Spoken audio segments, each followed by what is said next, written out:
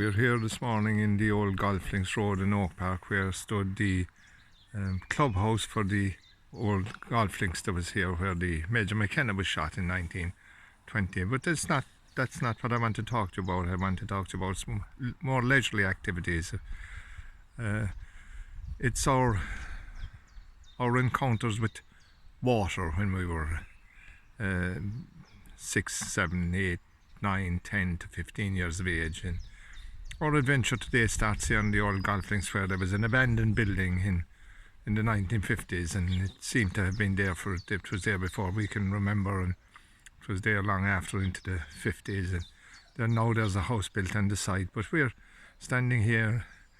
Jim Carmody, who worked in McCown's, had a huge garden here which he produced much produce for consumption for the people of Oak Park. Used to come here, we'd buy carrots, parsnips, rhubarb for making tarts, and the some of the families that lived here, the O'Connor family lived here then and still have a connection here. Paddy O'Connor, who's the tax officer in the income tax in Tralee. His son Jim went on to teach in Clown Law School. Jim retired the last few years. Must be retired 10 years now, but it's here our adventure starts. There was an abandoned building here. We called it the buildings. It was as simple as that. And we used to play there. There was walls, and the first floor rafters were in, and we used to climb up and down the rafters. But in our early years we found a bath here, one of the old steel baths, and we decided we'd use it for an adventure, that we'd go to sea with the bath. Now this was a heavy bath, so first of all we took some putty from the windows of houses being built in the area at the time, and we plugged the plug hole and we painted it and we got it ready. It took us there was a weeks of planning went into this adventure. We were going to go to sea. So eventually we gathered all the help we could get, and we decided we'd take the bath and we'd go to the basin with it. It was the nearest body of water. There was no cars around. There was nobody had the means of getting. You were lucky to have a bicycle, so we decided we'd walk, and that we did. And we gathered together and we decided to put the bath in a bogie, a 4-wheel bogie made with pram wheels and orange boxes.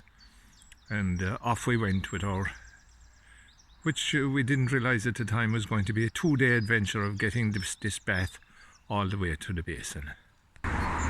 Of course, being from Oak Park, we had adventures previously in water, but in the big river, and we were used to water adventures. But up to now they were simple things like damming the water with stones, fishing, swimming here in the river. But this was to be our first sea-going adventure. As we got to Oakview and the big river bridge, as we crossed the bridge, we realised very quickly that we couldn't carry out this adventure of our own, and our small band of pirates became a big band. Some from Oakview joined us. Everybody wanted in on this seafaring adventure. When we got to the corner of Casements Avenue and Rock Street, of course there was no traffic around at that time, and see 6 or 8 young fellas pushing a bath and a buggy was nothing new. Well, it was, but it drew no extraordinary attention. And it was, as we passed here, Casements Avenue, another group joined us. Up to now, our mortal enemies that we fought across the banks of the big river. They also wanted in the seagoing adventure. And of course, there was one young fella here, a fella by the name of Michael Click Dorn, as he was known. Click was younger than us, and all Click wanted to do was he wanted to ride in the boat down the rock. We took him as far as Barry's shop, and we continued on our journey. Our band of 4 had grown to 6, had grown to 8. We collected more in Johnny Connell's field at the top of Urban Terrace, more in Casements Avenue. Our group was now maybe 10, 12. All excited as we pushed our bath and balanced it and carried it. And of course, we were passing Dick O'Neill's shop in the corner of Casements Avenue. We pooled our resources together and we bought a couple of bottles of lemonade from Dick O'Neill. as we continued on our journey. Of course, back in those days there was no short way to get to the basin. We had to go the long way down Rock Street, and it was a Saturday evening. We got to the archway and John Griffin's here in Rock Street, and we decided we'd park our boat, complete with our carrying barge, in under the arch in Rock Street, and gather the following day again for our journey on. As I say, there was no shortcuts. We had to go the one way. It was down the rock. At that time there was no Matt Talbot Road. Of course, Matt Talbot Road, where Glazier's Funeral Parlour now stands, Matt Talbot Road at the top of Pembroke Street, which would have taken a good lump out of our journey, wasn't there at all then. It hadn't been built. And when it was being built, it became known locally as the Ho Chi Minh Trail. And for a long time after it was opened, if you asked somebody where Matt Talbot Road was, they wouldn't know. But if you asked anybody where the Ho Chi Minh Trail was, they'd point you directly to Matt Talbot Road. When we regrouped the following day, Sunday morning, of course, it was quiet. There was people going and walking to and fro mass. There was very little traffic around. We had to negotiate the hill that came up here between what was then the tax office and O'Dowd's sawmills, and we negotiated this hill, pushing hard. Of course, our group had fallen out from the following day. They were kept at home to go to mass, but more had joined us from Rock Street when the story of the seafaring journey had spread around Rock Street. And we came up here and we entered into Chapel Street on our way to Basin View. Our destination was coming closer every minute. We were actually lucky. It was Sunday when our band arrived here at the Basin, the post office depot, which was the electricity supply board who had a yard here, that was closed. And of course the boot factory, which was here at the time, was closed. So there was relatively, it was very, very quiet around here. And of course inside that, the abattoir where the great Slasher Flynn worked was closed. So there was little activity. We had this area to ourselves when we arrived. Our band of pirates had become almost 20 at that stage, and there was who would sail in the boat. That was the big discussion when we arrived, as we prepared the boat for launching. And of course we did it the only way we knew how to do it at the time. Eeny, meeny, miny, mo, catch a tigger by the toe. And we eventually got two a pirate captain and one crew member to sail in this magnificent boat as we lowered it into the water. Of course, at that time there was no pontoon here as there is now. There was a drop into the water of about 6-10 feet, but we decided we'd bring our ship further down the canal and face it, of course, for America. We lowered it down the sloped sides of the canal and we manhandled it. Lots of shouting and excitement and everybody trying to give instructions, and what we were lacking was a leader really. But of course there was different factions. We had the Rock Street Brigade and the Casements Avenue bunch, a bunch from Upper Gallows Fields and Brendan's Park that we'd picked up in Johnny Connell's field the previous day. They were all here shouting at each other. Eventually we got our boat in the water. The two crew members entered the boat and the ship was pushed out away from the shore, launched. To tumultuous cheers. And of course that morning, the previous day, we had picked up steel in the sheet metal factory in Tralee, and we had made swords, and there was much sword fighting going on as the boat was pushed out in the water. Of course there were sad faces when the boat sank. all our trouble, all our planned adventures, off to see foreign shores, and here it ended in tears. We all went home. The peace treaty between Casements Avenue and Oak Park and Brendan's Park was at an end. We resumed our battles the following day. We defended and they attacked. We didn't even get to name our boat. I often wondered when they excavated the basin here and they cleaned it out, did they ever find our ship? There's all talk about the Jenny Johnston, but nothing about our ship. We're here now at Blennerville Bridge on the end of the canal bank, and it was out this canal bank, and across the bridge from Blennerville people would come in the 50s walking towards the nearest beach to Tralee, Cockleshell, and they'd walk the bank here and come on their bikes, those lucky enough to have bikes. This was where we all came. As I look out the canal bank towards Cockleshell, as I said, our nearest beach to Tralee, one within walking distance, and I'm standing here by the memorial to Donald Walsh, the wonderful brave teenager who lived here in Hare Street in Blennerville and Tralee. A great advocate for mental health, and spoke vociferously about the futility of suicide. Donald passed away in 2013. The monument here built by Billy Lean in Donald's memory, on the banks of the canal where he played.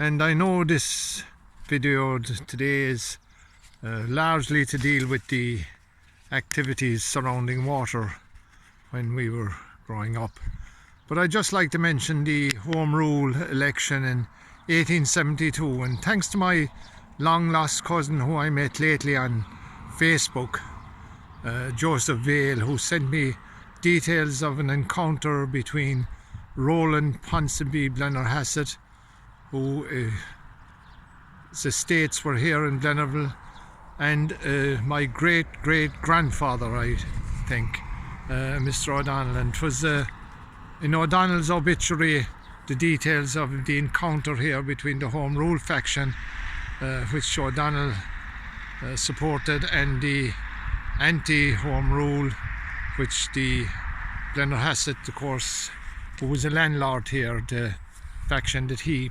represented. O'Donnell's candidate, of course, for that election was a fellow by the name of DC or Dease. The O'Sullivan, the editor of The Nation, supported Blennerhassett, and the details of the event that occurred here, Blennerhassett's faction were coming in here to vote, and the Home Rule faction, led by the Mr. O'Donnell, they said the written description at the time, on a spirited horse, took the horse cars off the opposing faction and threw them in here to the canal. I think as a descendant of O'Donnell, I must apologise to the Blennerhassetts for what occurred at that time. We still have, of course, Roland Blennerhassett, who was well connected with the town of Tralee. We're standing here on the top of Cockleshell Road, and of course we look down the road which led down to the strand, or the beach, Cockleshell Beach, and we look back in the Kerrys past Jack Dillon's fields. And of course on a Wednesday afternoons when the shops closed in Tralee, there would be streams of families walking out here, women pushing prams with children in tow all over the road. Of course there was no traffic to worry about. The cars were few and far between, and men would be leaning against bicycles, pushing bikes as they came. Many of them wouldn't even cycle the bikes. They'd push the bikes along and lean on the bikes as they came up to Kerry's Hill. And of course that time when women would come on their own with children, if the children misbehaved, it was a case of, I'll tell your daddy. Of course this is another route through Lower Cannon down here to Cockleshell, and it's a changed place now, but in the 50s a busy spot as people made their way to Cockleshell Beach.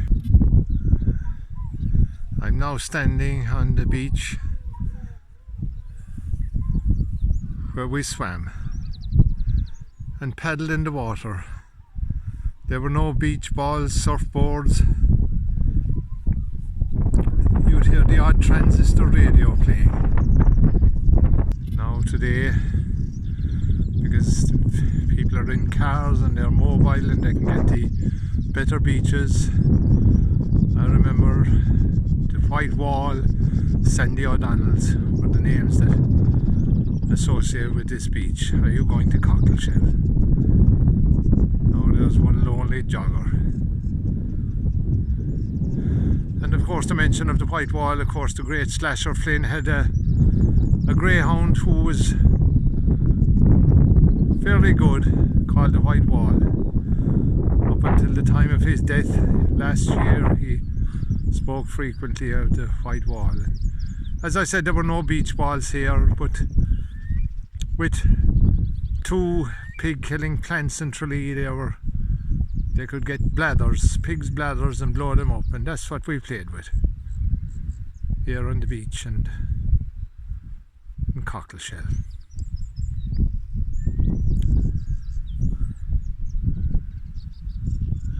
And beyond in the bay was the spa, where we also played on the beach and picked periwinkles. For those of you who don't know, periwinkle is this little snail-like sea animal which we boiled in water, and you could pick them out and eat them from the top of a pin. How lovely they were. And of course seagrass, dillisk.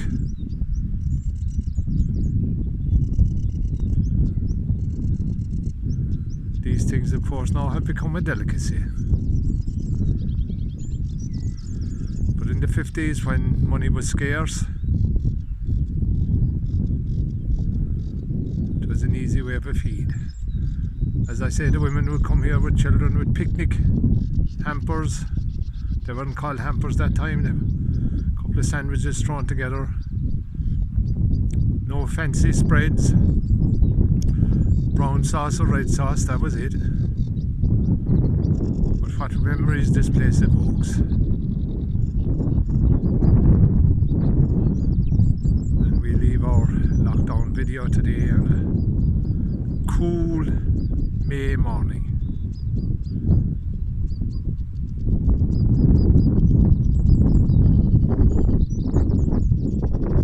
As we leave this place and we're going back to the basin just for 1 minute, few minutes to end our video, we're looking down the road, and surface was put here, sponsored by the Department of the Gaeltacht.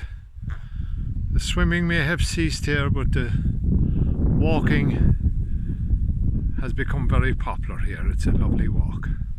With the backdrop for your walk, Cockleshell Beach and the Slieve Mountains. Aren't we lucky here in Kerry? Finally, before signing off, I'm back at the basin to tell you of a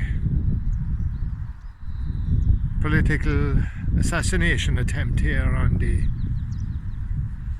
Dick Spring, who went on to become the Minister for Foreign Affairs of Ireland and the Deputy Prime Minister.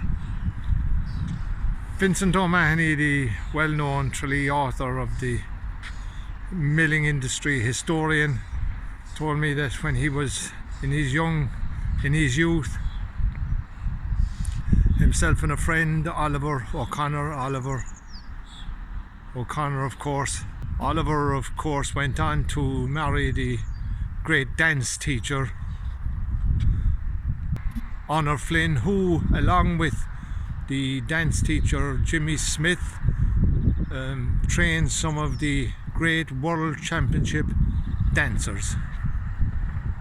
And of course Oliver and Vincent were here when their youth, when this adventure took place, and they were here in the basin. And much like the way my adventure today started out, Oliver and Vincent were playing here, and they had in their possession an old tin bath, you know, one of the ones that would stand in the middle of the kitchen floor and the kids would be put into on a Saturday night. And they had the tin bath here, and they were going to sail it out into the basin, but nobody to captain it, so they decided on getting the then 3-year-old Dick Spring and putting him into the bath. And when he was seated in the bath, they pushed him out into the basin. Of course the boat went down, but the captain survived, and Dick Spring was pulled out of the water to live a fruitful, distinguished life in politics as one of the world leaders. As part of his penance, of course, for the attempted assassination on the leader of the Labour Party, Vincent O'Mahony, had to spend the rest of his years working on behalf of the Labour Party, as did his father Dick before him. We say goodbye from Kerry.